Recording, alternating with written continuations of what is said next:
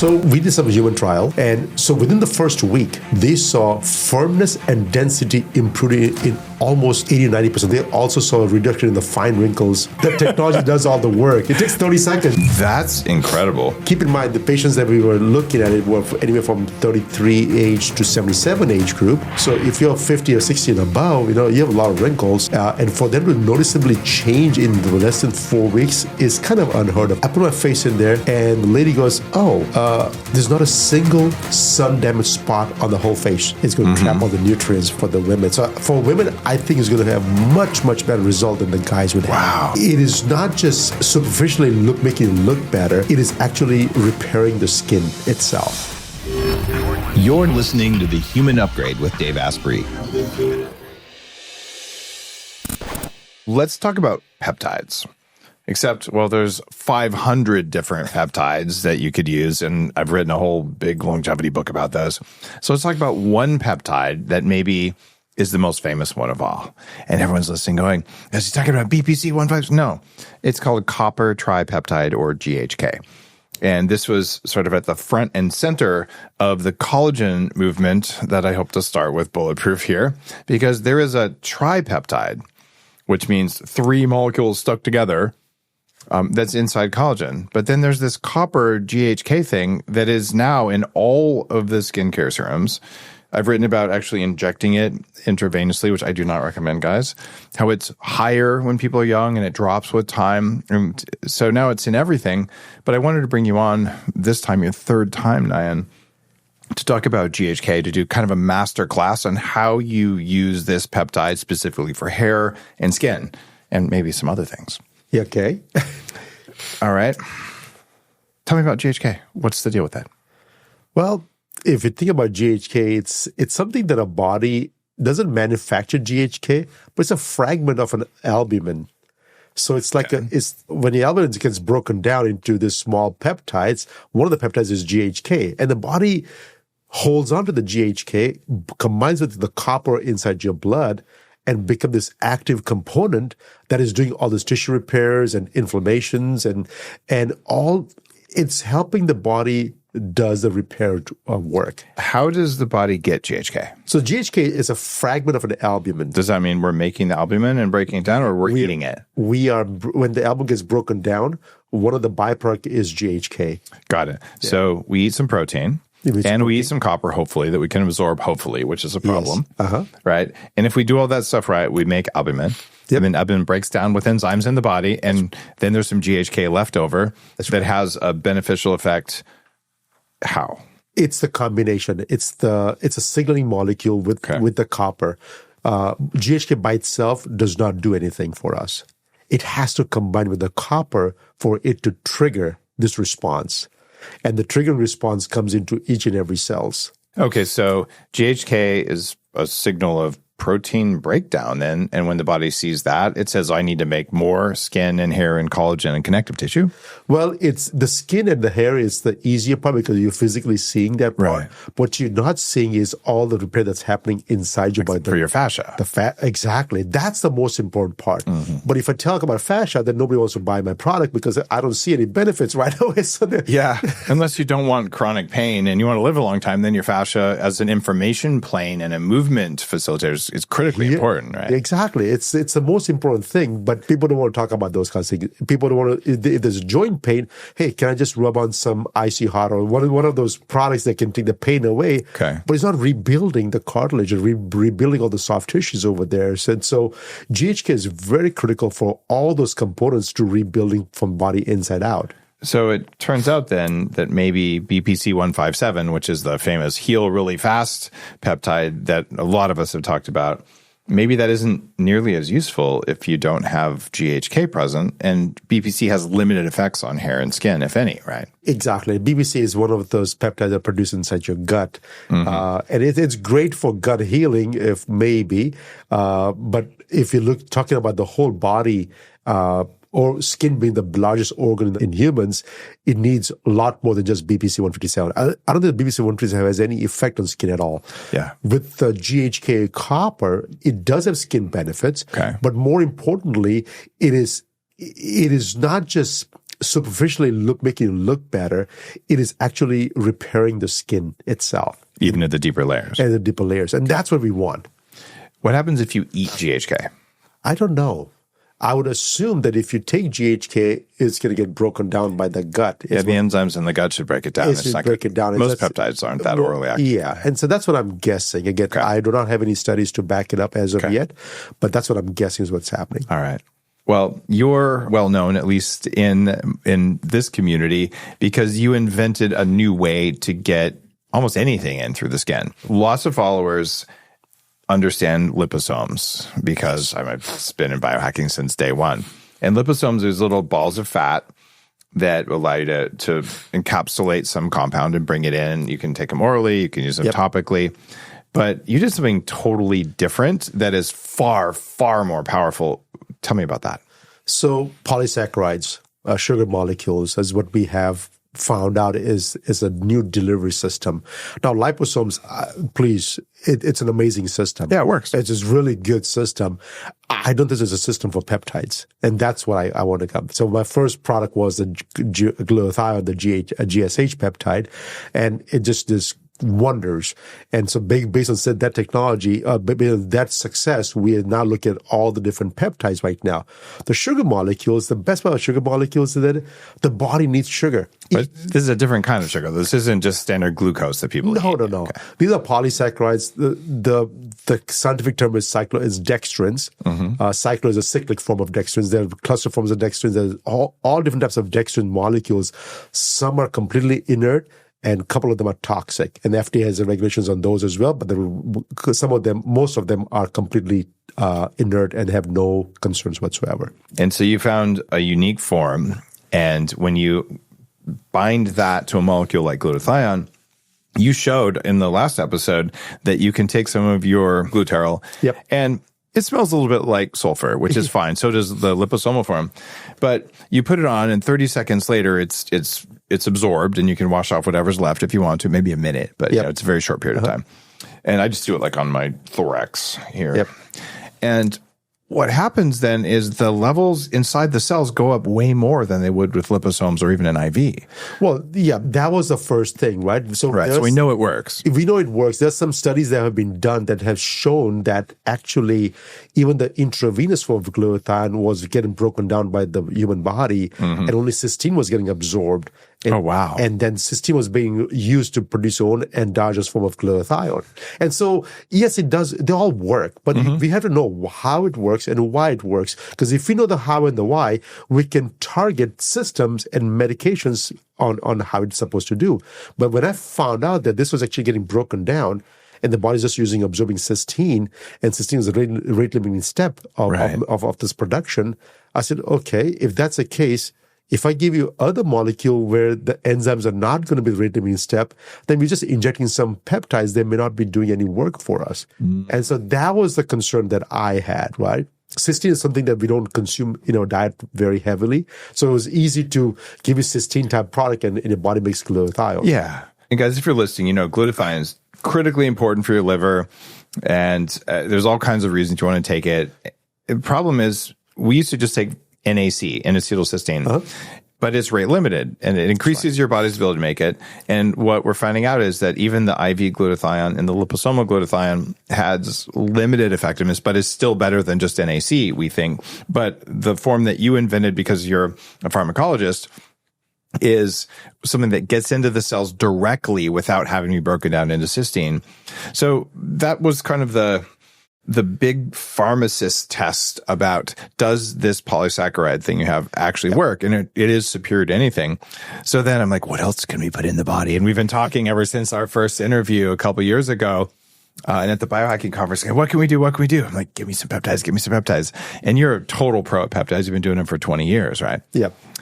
So you sent me some sort of, we'll say, I think it was like one of those white label printer things, GHK serum.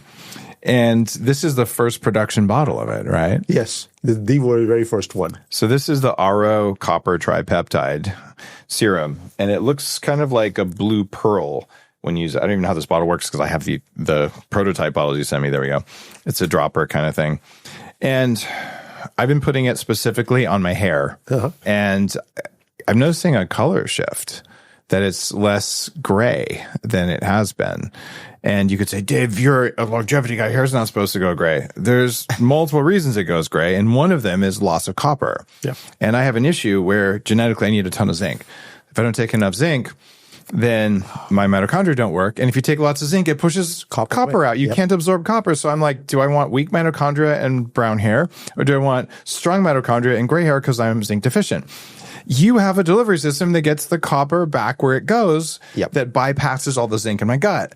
So I'm super stoked on this. But okay, so for hair, that's color of hair. And this may be a way for some types of gray to go away. But there's other ones that are caused by SOD or lack of SOD, and it's hydrogen peroxide, and there's some genetics. Like there's all sorts of reasons. There's like 3 reasons.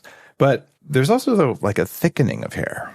And just to be clear, guys, I also use OS1, which just came out. I'm seeing changes from that. I'm also using this before the OS1. So I think this is making a big difference. What have you seen in the experiments you've done with the copper tripeptide oro stuff? So we did some human trials. Like everything else, before I launch any products, I have to do human trials to see what the heck am I going to get out of this thing, right? And so within the first week, they saw firmness and density improving in almost 80, 90% of the people. Just from putting it on their face. Just putting it on the face. That's the first thing they noticed, not the hair thing. I'm putting it over my face too. Hair is so subjective things. But by the end of the 4th week, the same people, besides those 2 things, they also saw a reduction in the fine wrinkles and fine lines and wrinkles. Wow. And this has only been 4 weeks. Now, keep in mind, the patients that we were looking at were anywhere from 33 age to 77 age group. So if you're 50 or 60 and above, you have a lot of wrinkles. And for them to noticeably change in less than 4 weeks is kind of unheard of, unless you take something like injections and things like that. Yeah, so Botox, this was, right. Yeah, so this was very, very powerful.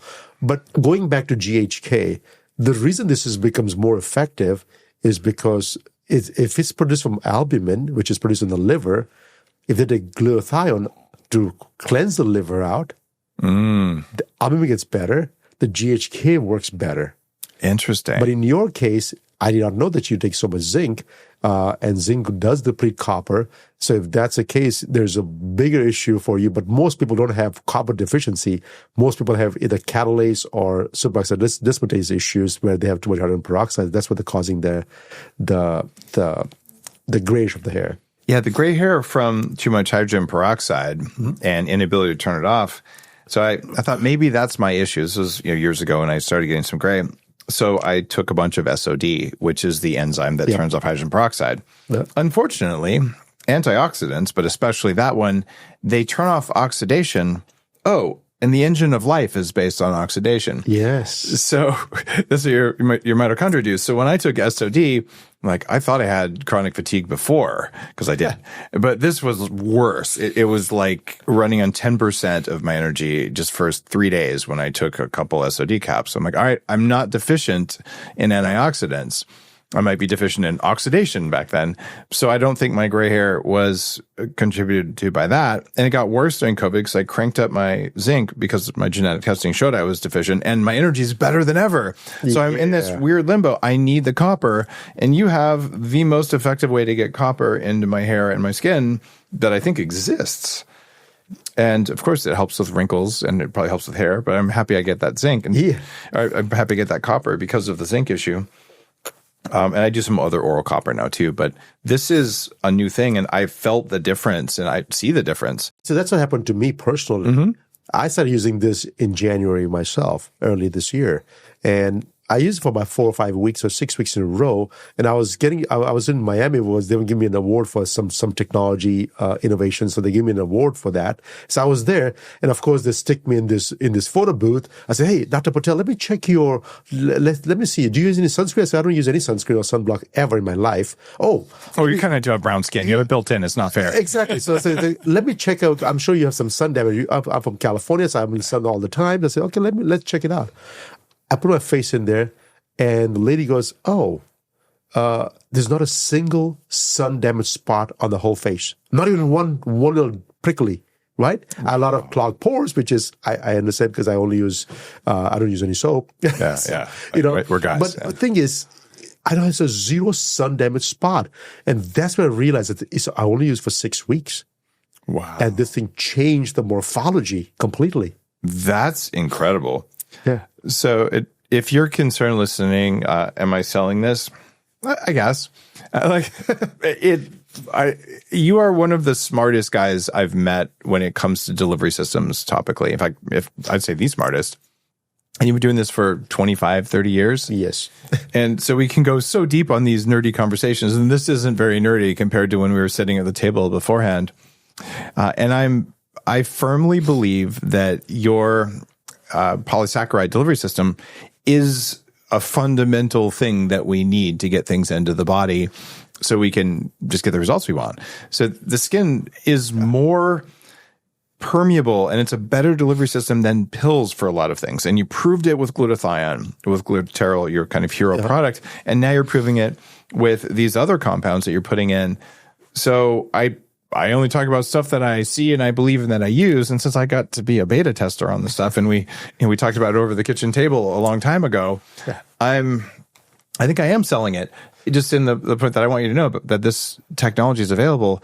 But I also have some concerns. And one of the concerns is that, okay, if our skin is that permeable, what happens when people put just crappy sunscreen on? Like, talk about that. Oh boy. Thanks for bringing this point up because that's what my concerns are. Mm-hmm. When I make a product and it's going through your skin, I'm thinking about, okay, if I'm making the skin permeable to all these ingredients, what else is going inside? Yeah, it's like a skin IV. Skin IV. And that's what, to me, is more concerning than giving you your product because I have to make sure there is no impurities in there. Mm-hmm. Sourcing of raw material is so difficult for us because we want to make sure that there is no mold, there's no bacteria, there's no pyrogens, there is no heavy metals because anything that's in that product is going to go in. Mm-hmm. And so, to me, that was the biggest thing. And you're absolutely right. How much stuff are we blathering on our body that we don't need to have it? And we know with some of the studies on sunscreen that it's entering the blood within an hour, these ingredients that cause cancer.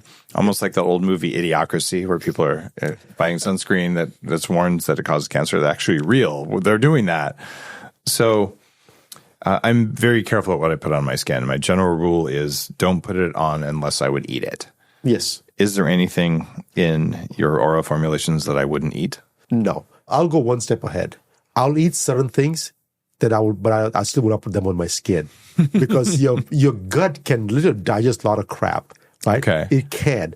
But your skin becomes very permeable to anything and everything. Wow. So to me, I'm very careful about my skin cares. I'm very, very careful because plus the technology is such that it is actually getting inside your skin cells. So that way we have to be very careful on how we do that part. Okay. So I can talk about the ingredients. Yeah, let's talk about what's actually in there because a lot of people are like, oh, it's gluten-free. I'm like, well, it's not cyanide-free, so who cares about the gluten? Yeah. So your products are super clean, but what's in them? So, for example, like let's take one of the skincare, which is I have a vitamin C product, for example. Okay. So vitamin C, ascorbic acid is what we use, which is the strongest form of vitamin C. It's not those pseudo vitamin C like what you eat in the foods. It's not the same. This is pure ascorbic acid. Mm-hmm. Now, ascorbic acid in America comes from corn. Corn and black mold. Yeah. Well, that's all mold, right? And so I can't have that for my consumers. I cannot have that part. So we had to source an injectable grade material from tapioca, which is completely free of metals, pyrogens, mold.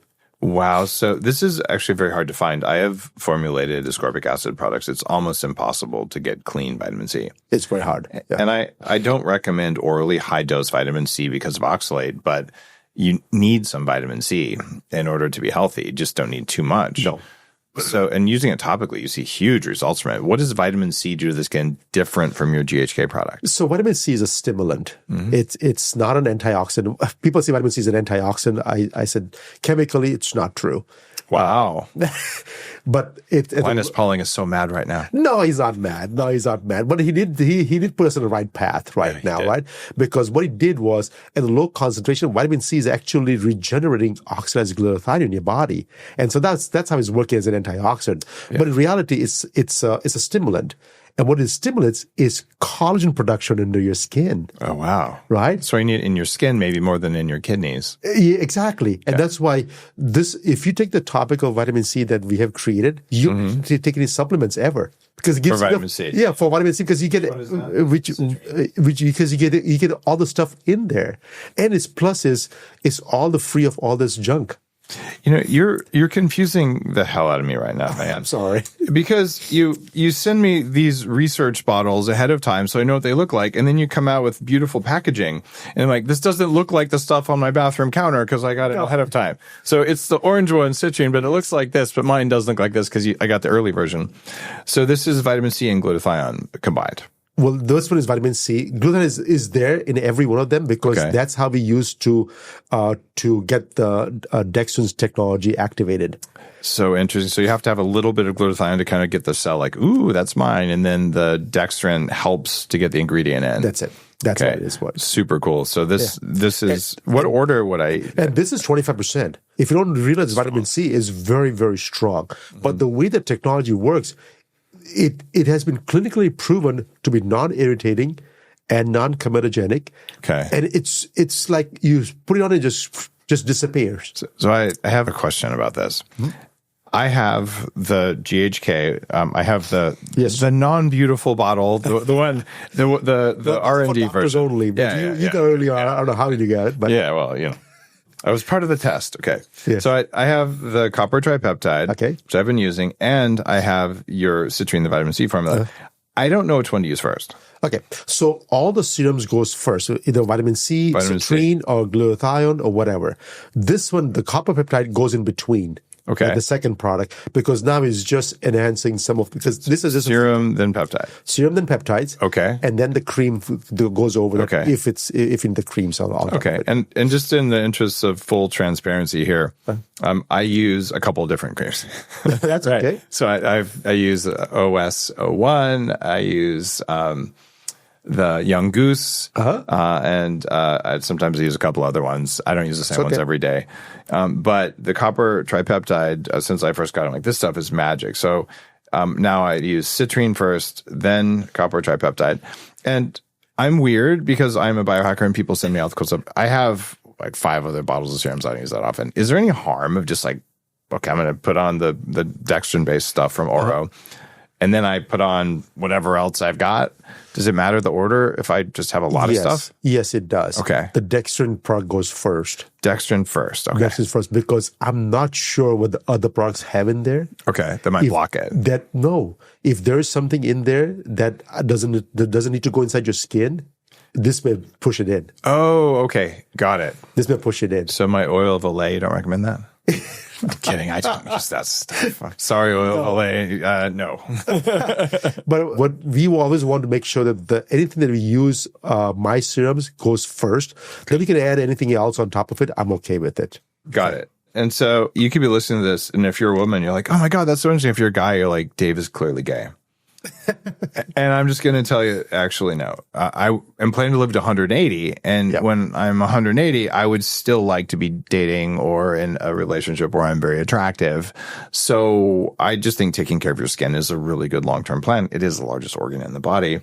And I'm also lazy. And I probably wouldn't do all of this if I didn't get all the stuff that just magically arrives. But I would do your copper tripeptide 100%, and I would do the vitamin C and probably a couple other things. But most guys, it's like you wash your face once a day and you put on one, and I'm going to say you probably should put on 2 things, and maybe it ought to be these 2. Maybe you want to put on you have a cream as well, right? What's the cream that you use? So cream is the same with things. What we did was we had to take all the ingredients that we needed, and I had to put them in some in serum and some in the creams. And like you, I'm the same guy. I'm the same thing. I don't like to put too much products on my face. For 50 years, I didn't put anything. And then all of a sudden, I started putting glutathione on my face. And next thing, I put a GHK copper on my face. And the face cream that I created, this one is particular with CoQ10 and DMA and carnosine. And it's just carnosine it's a bipeptide. It's a 2 amino acid chain peptide. Right? It's a simple stuff. Anything that is simple and good, I'll make it for you guys. So I'm a old school longevity guy, right? And a lot of younger biohackers have probably not even heard of DMAE. But if you go back to the 90s and maybe a little bit of the early aughts, DMAE was really, really a powerful longevity molecule. And it just kind of lost its cool factor, even though it's really efficacious. And CoQ10, I think everybody knows about that. Yep. It's necessary. You get that and your skin cells are going to work better. And then carnosine, it really helps with cross-linking of collagen. Right. So this is a potent set of ingredients, right? So that's one thing every time we get to nerd out, your selection of ingredients is 10 out of 10 every time. And then you're saying, well, why would I just put that on my skin when I could make it like an IV with all this tech? So I love our conversations because you don't screw around with your formulations. It's really impressive. And I don't say that lightly. I want to make life simple for everybody. If you're going to live to 180, you can't have too many routines that you cannot fulfill yourself for the rest of your life. Wait, you're going to make Brian Johnson mad. Don't say that. Oh my God. Just kidding, Brian. Yeah. But you know what? You want to have less. Yeah. You want to have less so you can enjoy life better. Right? And so my job is that if I can put everything into one, I'll do that in a heartbeat. Why couldn't we mix your copper, GHK, and the vitamin C? Can't they go in the same serum? It can. I pay twice as much to use less. And eventually, that might be the choice that I'll make it. Like the one serum to rule them all. Yeah, exactly. I don't know if that's going to happen, but it costs like $300. But the cost is not the problem. I would pay it. Yeah, people pay the price, but what people do not want is a routine that takes them 5 hours to do. Yeah. Right. I would pay more to use less things. Exactly. And so my goal is to create less and less and less as possible, but make it more impactful. Ooh, that's cool. All right. Yeah. So we're aligned on that. And I truly appreciate just the way you think about this. I want to ask some more detailed skincare questions. Okay. So we can really teach people more about copper tripeptide and all that. What about retinoids or retinol and copper tripeptide? Are they safe to use together? So I personally do not like retinols or retinoid products why? In combination with GHK. Actually, I don't like those retinoid products at all. They're just a little too toxic.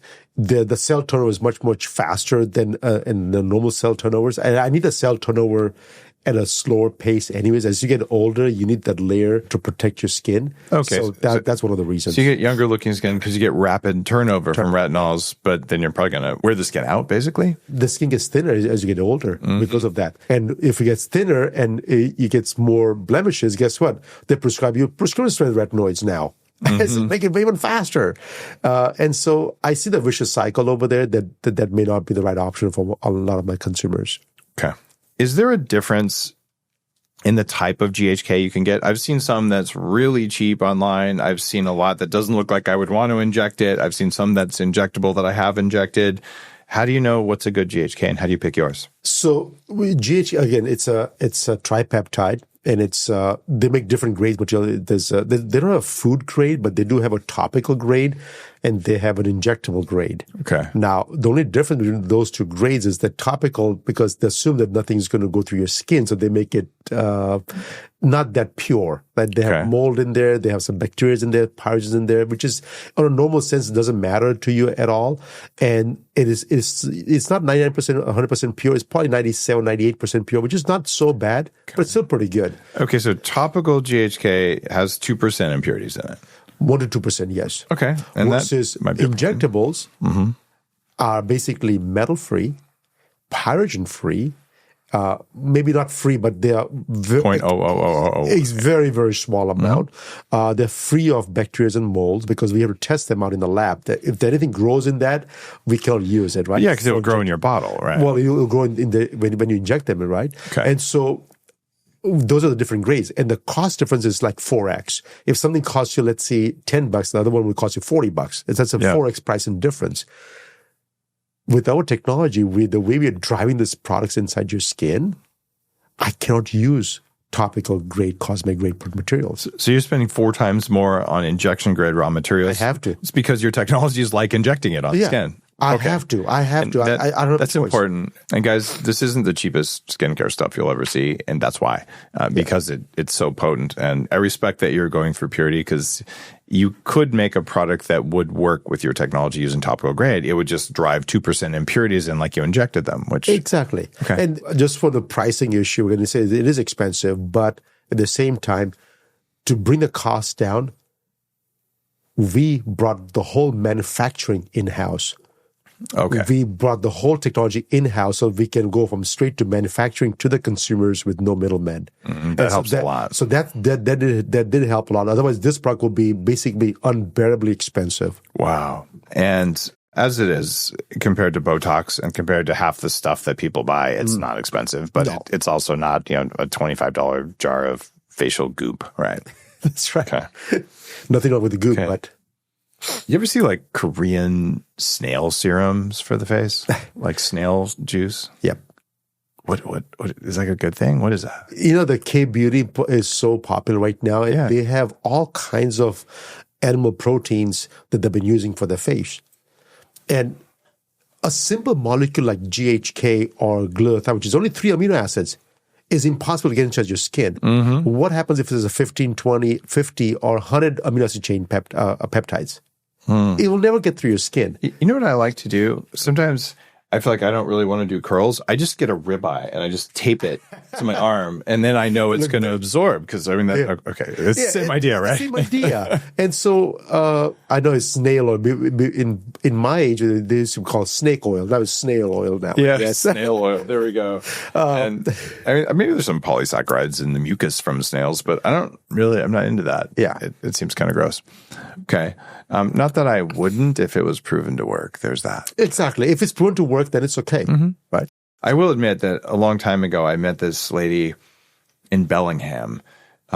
She was Asian, and she had really, really good skin, and she was 80 or something. And she said, all I do, I think it was at like a GNC or somewhere. And she says, all I do is I wash my face with shampoo every day because I don't want to strip the oils. And then I put this snail goop on my face. And so I ordered some and I used it a few times. Like, this is just gross. And I never used it. So I have tried that, but I just don't think it's likely to work. So maybe it's my ego. Maybe it's our egos. But your scientific view is that the molecules are too big to get in. And because you studied water channels in the skin and you developed something that gets in. So exactly. I'm going to go with science. Now, as I said, we only have 3 or 4 or 5 amino acid chain peptides only. We have not worked with anything bigger than that yet. So you can't put big molecules in right now? Not yet. Okay. And you'll probably get that tech going. Eventually. I mean, your oral wellness is kind of like a Tesla or a SpaceX kind of a thing for the skin. You're really approaching this technically, and you're going and doing it in a way that no one's done before. It's kind of cool. Well, that's because I'm a pharmacist and my training is not a business. My training is creating products that I would use for myself and for my family first. Right. And so I'm taking this as a completely different approach. I said, hey, I want to live to 180 like you. But if I want to live to 180, I need tools in my bags that can take me there. Yeah, no kidding, right? Right? Yeah. And we know the tools that are pharmaceutical tools are not going to get you there. Now, you look like you're not an expert in hair. No, I'm not. If you're listening to the audio, there might be a lack of hair on Nayan's head. But you have looked at research on GHK and hair thickness, hair growth. What have you found? I mean, the research is compelling. Yeah. Is overwhelming, compelling, is strong that GHK is absolutely great for boosting your hair follicle. Again, maybe I'm point of no return. I don't, but I'm not given a hope yet. So I have been using for about 8 to 9 months right now. I'm working on a different formula right now, like you suggested me earlier. I know we collaborated on something else in the past, and so I'm making some products in my lab, and I'm testing myself out because I can go worse than what I already am right now. So if you can restore your hair, you're like me. I'm the worst case to be healthy as a 300-pound computer hacker with chronic fatigue, right? So if I can do this, and if you can grow hair, it's similar slope of the curve. Hard to do. It is impossible to do on myself, but I'm still working on it right now. Let's do it. You know what they have? They have those bowling ball washers. You seen those things? I think we need to get one of those and just soak it with your formulas. Oh, and just every morning you stick your head in there. It's just going to like rub them in really hard for you so you don't have to spend the time rubbing it in. Well, the thing is that the technology does all the work. It takes 30 seconds, you see. Okay, it's not that much. Yeah. You don't need to. I don't need to do that. The real question behind that is like scrubbing into my scalp doesn't do anything. If I just put the drops on and rub it a bit, that's it? That's it.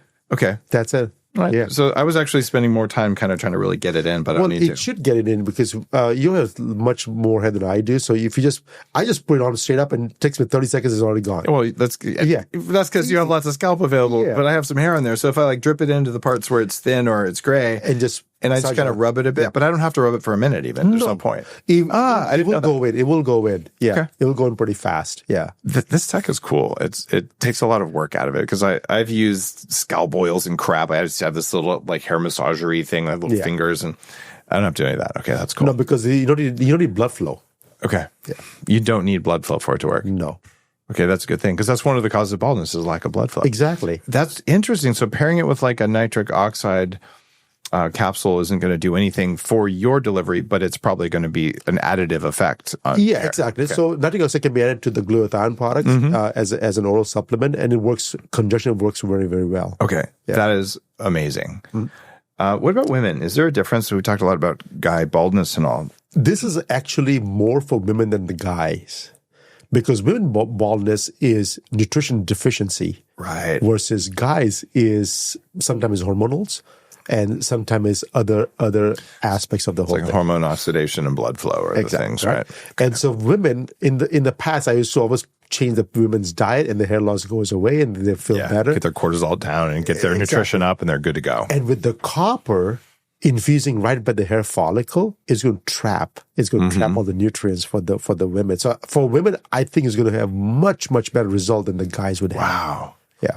Can you put things like iodine or selenium in there? Because it feels like there's a little bit of thyroid going on even in the hair. I've seen topical thyroid help hair growth as well. So selenium being a heavy metal, answer is no. Oh, because it's just too much. It's too much. Okay. It's too fast. I respect that. Because I would rather eat you 4 Brazil nuts a day and you're done.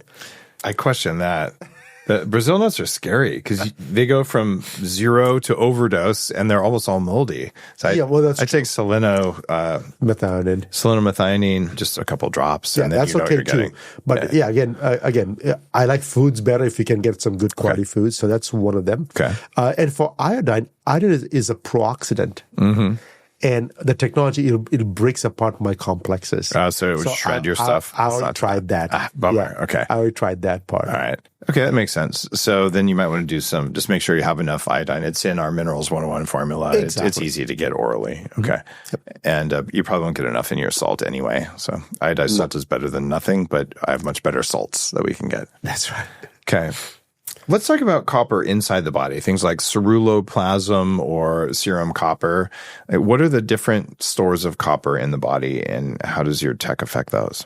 We have not studied that effects on the serum copper levels at this point. Okay. What we have found out is a lot of people are copper deficient in the first place. Like I know I am. Yeah.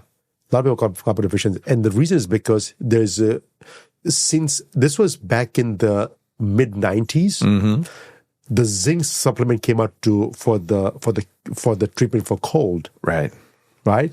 I was a student back then. I remember that part. Also, oh my God, this is going to cure influenza. So no more vaccines and no more of the influenza we don't worry about. So just take this zinc pills and you're done. Right. Zinc usage has literally gone off the chart over the last 25 years. And it's in everything. People just throw it in for no reason. And people get zinc overdoses all the time. That's what we are facing right now. So we have actually copper deficiency in most patients that we work with. Wow. So I've seen lots of people, including me, where you increase copper supplement intake, but then you get extracellular copper go up, which is a toxic heavy metal. That's right. But it doesn't go into the cells. So you need it in your cells and you get toxins outside the cells. So how do we get copper into the cells? That's why we have technology. I know, right? Now we have it. Now we did it. We did not have it before. Again, Dave, you are one of those few people that outside the medical community got this early on product. Because for the 2 years, we will only be given to doctors for using them themselves, using on the patients and things like that. And the results were just overwhelming. I said, when are you going to get this product available to us now? My patients are looking for this product. And it's not because of the GHK for beauty purposes, although that's a good thing to have make you look good. But the copper is actually replenishing your body's own copper reserves. And it's just a small amount. It's a trace amount. You don't need much. You don't need much. You don't need to take copper supplements. There is a copper supplement that has some efficacy. It's called copper niacin. And I wrote about it in, I think in Superhuman, my longevity book. Okay. Or possibly that was in Smarter Not Harder. There's good evidence for it for mitochondrial function and all that. It's relatively expensive, and it might get into cells better than other things. I don't know that it works in the presence of copper, but what you've got is a direct water channel that goes into the cells regardless. Yeah. But if I put it, on my face and hair, is it going to be systemic, or is it only in those tissues?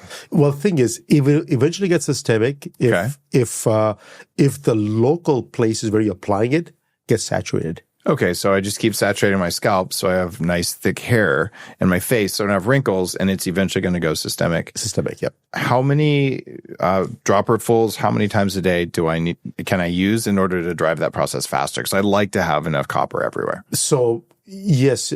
So personally, I use a whole dropperful, maybe two. Maybe two dropperfuls. 2 dropperfuls once a day? Once a day in the morning. I don't use it in the evening. I just don't have time. I do 1 in the morning, 1 in the evening. Yeah. Okay. Yeah, but typically people use it twice a day. Could I just take like 6 of them and smear it all over my body to get my levels up for a month? You can. So, okay, I'm going to try that. I'll just like bathe in it for a little while because I know I'm deficient. Yeah. Right. Don't put it in cold plunges, okay? Just it'll turn blue. So good. But yeah, you can apply twice a day. We generally recommend putting 5 to 10 drops twice a day, but you can apply more if you have to. Something else I want to ask you about with GHK. So I have I have abs, but I also have, see those stretch marks right there? Right. So they're pretty deep, and that's from when I was obese. If I put GHK on those, are they going to still do anything? Stretch marks are a total bitch to do. They're hard. There's a couple of things that I've seen it works. Okay. One is iodine. On the stretch marks? On the just painted on the Lugol's? Lugol's 1 to 10 solution. Okay. Not straight Lugol. It's too toxic, right? Okay. So 1 to 10 solution. Like what percent iodine do you want? So 1 ml Lugol's to 10 ml water. Lugol's comes in anywhere from 5 to 20%. So I go to 20%, but I only put 1 ml of that one, and 10 mLs of water. Which puts you down to about 1%. Exactly. Okay. So 1% iodine solution. 1% iodine solution, just rub it in. Okay. They'll break up if there's any scars over there, they'll break it up. The GHK copper is to smoothen it out.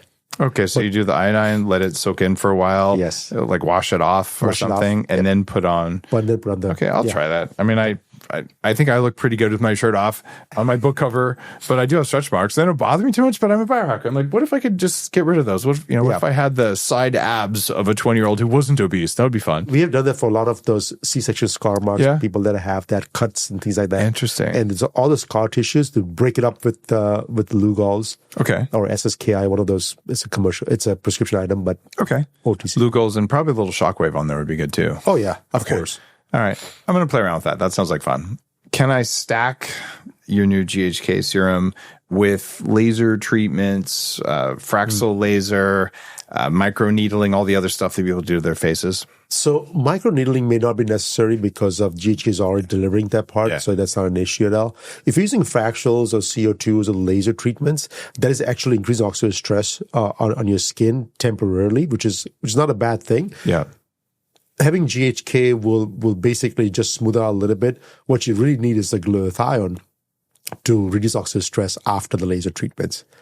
Or better yet, most of the times doctors are using right now are using it before the laser treatments. So the oxidative stress is not increasing high enough. So they can get the laser treatment done without the side effects. Oh, cool. So you pre-treat with RO, and then you do the procedure, and then you get better results. Better results because less painful, less problems. Okay. Any studies on GHK and hyperpigmentation? Not that I know of. I don't think so. There should not be any concern for hyperpigmentation with GHK or glutathione or citrine or any of those products that we make. Okay. But in fact, some of the hyperpigmentations, if it's not hormonal, that it's insults because of toxicities. Or maybe from sun exposure. For sun exposure, but the same toxicities, right? Either by sun or by chemicals or by some sort of insult to the skin. Insult to the skin. Oxidative stress can be reduced by glutathione. So those are easy to get rid of it. And it's not like pigmentation. It's that overactive melanin, pretty much. Okay. I know we talked about this before, but why do people use glutathione for butthole bleaching? We didn't talk about this last time. Oh my God, we had so many questions on that. I know. I was fascinated to hear that this exists because when I started talking about glutathione, a few people were like, did you know they do it in Korea? I'm like, I've never spent that much time looking at my butthole. Yeah. But apparently I did suntan it a few times in the New York Post because it was funny. But why is glutathione in that case reducing pigmentation? Because I don't think people's buttholes are exposed to that many insults. No, it's not. But all the genital area is dark in some people it's not, right? Again, I'm not the doctor to identify the cause, the real cause of why there is hyperpigmentation over there. But if it's natural, then it's not going to reduce it down. Okay, got it. If it's not natural, if it's just artificially become friction-based or something? Something happened. We don't know. Friction-based. I'm not sure. Sorry, that was my inner seventh grader coming out. Yeah. Like, I have no idea, but I'm really looking for the mechanism of glutathione being a bleaching agent because it doesn't make any sense to me. Yeah, it's not a bleaching agent. It's not, okay. It does reduce the overactive melanin production. Okay, so the cells calm down that we're making overactive melanin. Okay, melanin. That makes great sense to me. And I did notice, I haven't checked, I do inject melanotan as part of my sun protection thing. And I do get a few more freckles, or the freckles that exist get darker. I would say, I don't know if I'm getting more of them. So I definitely see a difference from it, but not a big one. But you apply glutathione on your hands then. Yeah, that's a good idea. Okay. Yeah. So I need to use more of your glutathione. Mostly it goes on my chest and stomach because I figure that's closer to my liver. Is that a good? The proximity has nothing to do with it. See, that's what people think, right? Yeah. If I spray my nose, it goes with my brain. Mm-hmm. In some cases, it matters, but when it comes to this technology, it doesn't really matter. Okay. You can apply it to your chest, and your brain gets it, and your legs gets it. Okay. And so it does go a lot of places. Would your technology work with nicotine? You know what? I don't know. We got to try. Because, man, I have a nicotine nasal spray that's like Hop A from, like, you take this, you go on a little journey. I might have used it at Burning Man a few times. And if you could increase nicotine's bioavailability in the brain, because we do know that does work, nicotine is neuroprotective and it helps Alzheimer's and things like that. There actually might be a real medical use for something that could go in that way. I would look into the absorption issues. If there isn't absorption issues, and then if it's not getting to not crossing, it goes in pretty good as it is, but I want it to go in even better. Well, again, we had to look into that part. It's like the Texan in me. It's like, well, if I could shoot it with a 45 caliber, I could also shoot it with a 50 caliber. We got to try. But the thing is, a kill is a kill, right? If it's a 9mm or a 50. No. A kill is not a kill. Like, you want to shoot like a truck and the whole thing blows up. It's way more satisfying than if the engine block just gets penetrated. I mean, come on, man. There's try. Yeah. But when it comes to medicine, it's not that glory, right? Fair point. All right. And that mindset, by the way, in biohacking, there are many people, including me, who might have gone a little too far on things. So caution is warranted. Well, but I still want to try it. Like glitter, we have the regular and the plus version. Yeah. Plus is like almost double the strength, like 1.575 times more than glycerol. Right. People always think, oh, glycerol, I need more. So they buy the plus, assuming that their needs are more. But not everybody has high needs. And if you take excess glutathione, what are the risks? Well, the thing is, it's a massive detoxifier. It's a conjugator. So if you can clean the liver out really fast, the body's not used to it. You're going to get a headache. You're going to get a headache. You may get diarrhea. It's things like that. And so it's not pretty. You don't have to suffer through that. There's a natural speed of healing. And sometimes you can, without any downside, accelerate it. You can usually double your speed of healing. Mm-hmm. And sometimes if you want to really radically heal or lose weight, doing it fast has side effects. When I published it was a rapid fat loss guide a long time ago, I had a guy lose 1 pound a day for 75 days. Like, this stuff works. Problem is, everyone gets massive brain fog when they're releasing all the toxins from their fat. Right. So I had to put in glutathione. I didn't have yours available. I had to put in activated charcoal and all these things just to manage the toxic burden from rapid weight loss. Yeah. So, yeah, we don't need to overdo it, but we want to try to overdo it once to see what happens. Oh, people have tried it. Trust me. I get calls all the time. All right. Who shouldn't use GHK? Are there contraindications? I don't think so at this point. I have not come across any skin type, any person with any conditions that cannot use GHK copper. Okay. for topical, I can't think of a reason. Maybe if you're doing it intravenously or something, there might be like out of an abundance of caution pregnancy or something, but I wouldn't worry about that if I was pregnant. I know you can't say, but this aren't studies, so you're going to say you can't. But. Again, GHK is one of those natural products in your body, so it's not something that we are introducing something, a unique product. So it's not I look at the category for the pregnancy at this point. I'm not sure. Injectable for sure, no. Yeah. Injectable for sure, just no. During the pandemic, I sent up a blog post and I said, look, or a post on some platform, said, as the author of a major book on fertility, I don't recommend injecting anything in pregnant women that isn't absolutely necessary to save the mother's life right now. Just because there's so much we don't understand, especially in the first trimester. So just be careful, like treat pregnant women carefully. Yeah. And this blue-haired, mean-spirited OBGYN organized a mob on Twitter to say, this cis white man is trying to tell women what to do with their bodies, and he's saying they shouldn't get COVID vaccine when they're pregnant. By the way, blue-haired woman, I was right. You were wrong. If you're still alive with your 8 injections, you should apologize. But anyway, it was a thing to deal with. Yeah. But I stand by those words. If you're pregnant or someone around you is pregnant, like treat them with kindness, be gentle. You don't need to go crazy on things like that. No. Lots of nourishment, lots of safety, and don't stick anything in them that's not necessary, right? Exactly. Yeah. Like even the glutathione is completely safe, right? But even during the pregnancy, we tell them, hey, actually, for pregnant ladies, I have doctors using for pregnant for the first trimester because it gives you nausea instantaneously. Yeah. They're not throwing up anymore. Yeah. So you want to use glutathione at low doses. But you're not going to take a hero dose of glutathione because it's going to cause a wave of toxin release. That's right. But most, if not all, morning sickness is caused by toxins. And if you can get those out, I was always activated charcoal, glutathione. Those are in my pregnancy prep work. And then what you do when you're pregnant. That's right. To suck out the stuff that's going to cause problems. Because you have two people, yourself and the baby, that are releasing toxins all day long. Exactly. In the first trimester, the body's trying to adjust to how to get rid of all these chemicals. Mm-hmm. Yeah. I have a friend who didn't know she was pregnant and tried 1 milligram of nicotine, which is a tiny dose, threw up for 2 hours straight. And her, a couple of days later, she's like, I figured out what was going on there. She was pregnant. Mm-hmm. And her body's like, you will not touch anything like that, which is actually good for non-pregnant people and bad for baby brains. So moms' bodies are pretty smart. That's right. Yeah. That's right. Okay. As we wind up the interview, I want you to give us your 2 best protocols. One, fast results for hair density, and one kind of slow build for skin elasticity and just whole body GHK.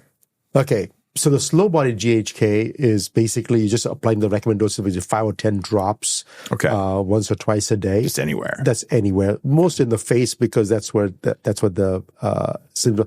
Okay. If you apply in the face, that doesn't mean you grow facial hair, by the way. I just make sure people get confirmed that this is not to grow more facial hair, by the way. It won't help guys' beards? It may get the white follicles out. May be healthier and it may be less white. Okay, that's fine, but it's not going to cause women to grow hair. It's not a hair growth serum at all. It's not a hair. It's a healthy skin. It's a healthy skin develop serum, right? Now, if you're thinking for increasing firmness and density, it's the full dropper full, which is almost 10 to 12 drops twice a day, or maybe like 3 times a day sometimes. But that's I'm going really crazy. So you have to go there or not? I have no idea. So you're talking 10 to 12 drops of the oro copper tripeptides 3 times a day on the face and neck for what period of time in order to get that thickness? So the results shows up in 4 to 6 weeks. 4 to 6 weeks. Yeah. Okay. How many dropperfuls are in a bottle? So this one is 30 ml, 1 ounce. Okay. Each dropperful is about 0.5 to 0.7 ml. So there's about 60 in here, maybe 45 to 60 drops or dropperfuls? Dropperfuls. Okay. So on that protocol, doing it twice a day, this is good for about a month. At least a month. Okay, cool. Yeah. So you're going to need 2 bottles of this in order to do the skin density protocol. For the first time, yes. 2 bottles, if it's twice, 2 dropper, or you said 4 dropperfuls a day. Yeah. Okay, got it. So you need 2 bottles for the first month. And so you might as well get 4 bottles, and that's going to get you 2 months, which is plenty of time, and you should be able to see measurable results even on like a high-end dermal scan, right? That's right. Okay. let's compare that to Botox, which is bad for your nervous system and makes you less emotive anyway. What does 4 bottles of this cost? Each one is going to be around about 160. 160, okay. Ish. And if I buy 4 of them, do I get some kind of a discount? Well, we're going to use Dave's code. Oh, is there a Dave code? Okay, so was it code Dave? We can do code Dave or code Dave 10. I just figured it'd be a bulk discount, but all right. So there you go, guys. Use code Dave 10. We just made that up. AuroWellness.com. Yes. AuroWellness.com. And then use code Dave.